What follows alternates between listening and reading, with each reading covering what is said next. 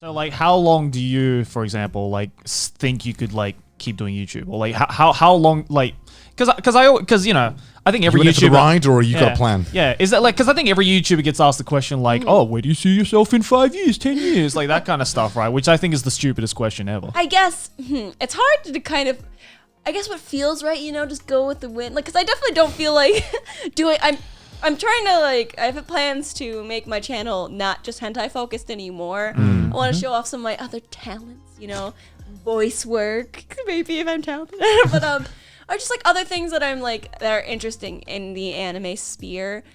I don't, because you've done like a few videos where you like go to, you know, bars that have existed. Yeah, like that right? are featured in manga. Yeah, and honestly, I honestly really love those videos.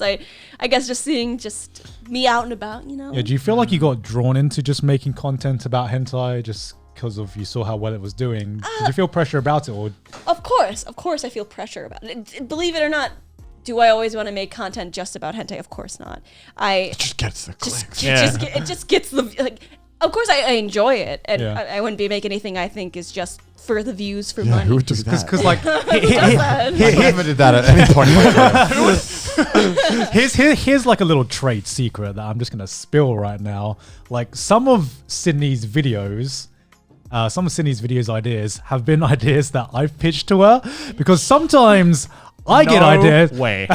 Sometimes I get ideas and I'm like, I can't do this for my channel. But like I live vicariously through Sydney to be like, yo, Sydney, I can't do this idea for my channel. Can you do it? Can you do me a good one? Do it. Yeah. Because I remember the one doujinshi I wanted to like get someone to talk about was Retake. Which, going back to the fan fiction thing I was talking about earlier, like this is the doujinshi that got me into thinking, hey, maybe fan fictions aren't that bad, because this is Retake 2. Retake 2, explain to you, is basically just an entire fucking retelling of the end of Evangelion. Because I remember when I first watched the end of Evangelion as a kid, and I'm talking about the movie as well.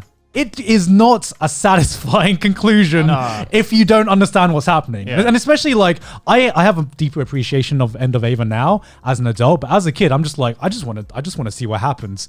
And then through that, I discovered Retake, and Retake is one of the most satisfying fan fictions I have ever read, where it kind of ties up every loose end that I wanted to be tied up in when I was watching the original Ava, and it gave me the same kind of conclusion and satisfaction within myself that I would have felt even if it was just a canon. Like in my head, it is kind of just canon. I watched your video about it. Yeah, so that's the only reason why I know it exists. Yeah, because Garnt say and then I got her to read it. I mean, yeah, like we actually had to watch Evangelion first, because I never really watched Evangelion probably till recently.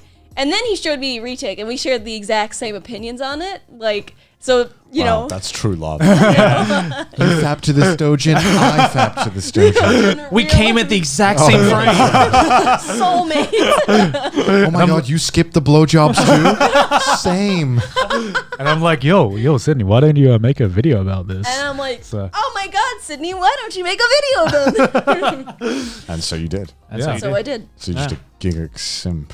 I might be, honestly. I'm like his little entertainer, and he's my agent, but we have like a little like sexy relationship. Porn on the way. You really didn't have to say what that. You're really gonna do me like this, Sydney? All right. All I asked was, what are you doing in 5 years? I don't know why I went in that direction. Porn agents, I'm listening. How does the Shibuya Cow episode like 10 times more wholesome? Yeah. I don't know how she did it. Oh my God. Oh my God. Yeah, is there anything else you want to mention, or anything else you want to talk about? What the? That's a... Anything you want me to pretend to like ask you about, so you can give me perfectly to a story you want to tell? Just ask, like, what jobs did I have previously? What jobs did you have previously, Sydney? I'm curious. Oh, fuck you. McDonald's? Cool, thank you. I don't know if you're actually asking. Okay. I am. Yeah, What we're jobs actually did you have asking. previously? Okay. Well, when I was in high school, my first job was at a frozen yogurt place. And then I moved to England, and That is the whitest thing you've ever said. Is that it? You're not going to elaborate more on the frozen yogurt story? It wasn't a very long. Did anything happen? How long were you there for? 4 or 5 months. And nothing interesting And then I happened? graduated high school. And then I started working at a bakery at a supermarket. No, wait. And then before I graduated high school, supermarket, bakery. And then I moved to England and I started working at Wetherspoons. Worst job I've ever had. I hated it. If you guys don't know what Wetherspoons is, it's this cheap. I think you guys mentioned it. Yeah, we mentioned it. The old people there would start at like 8 a.m. They'd always come in with like the first thing they'd always order is shots of like whiskey or vodka, and they just keep going. Old British people are like, I don't know what's wrong, man. They always go to the pub at like 9 a.m. Yeah, to meet up with their other old friends, and they just get drunk. And that's all they do. And they were week. mean. They were mean. They'd always be like, they'd be like, you shouldn't be in our country. You're not like. They were pretty mean. Yeah, I'd be screamed. Yeah. I'd be screamed at every day, and it's like sometimes I'd cry, and they'd be like, "Oh, now you're just trying to make me feel bad." And I'm just like, "You just told me to like you. Just call me a bitch. Like, I just gave you a beer." Like, yes, you should feel bad. Yeah. And it's like sometimes I'd pour a beer or like not because I didn't really like know how to pour beer. Oh yeah, pouring a pint is a very strict procedure. Yeah, and they just like, you dumb bitch. And I'd be like, they would an old British man would call you a dumb bitch. No way, I refuse to believe. He definitely called me a bitch. Like they, a bitch, I see it, but a dumb bitch. No, That doesn't sound like like, A bitch I can see, but dumb bitch? Nah. That's too far. R/that happened. yeah.